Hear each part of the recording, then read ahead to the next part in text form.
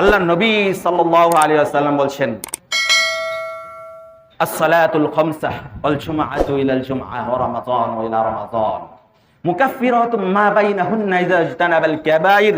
এক সালাত থেকে আরেক সালাত, এক জুমআ থেকে আরেক জুমআ, এক রমজান থেকে আরেক রমজান গুনাহ সমূহের কাফারা।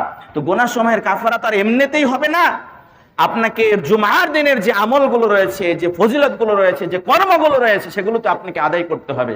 আপনি সালাত জুমআর খুতবা শেষ এসে শুধু কি বলে, আপনি শুধু আয়েশা ওই জামাতে শরীক হলেন, আপনার গুনাহ সমূহের কাফারা হবে না? তা হবে না।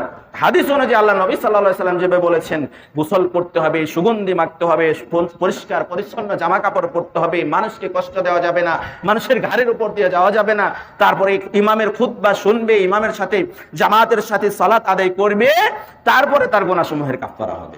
এমনিতেই তো আর হবে না। তো সম্মানিত উপস্থিতি মুসল্লিয়ান ইকরাম, তো এই জন্য জুমআর দিনের যে ফজিলত, জুমআর দিনের যে আমল, এই আমলগুলো আমাদের পালন করার চেষ্টা করতে হবে। আরেকটা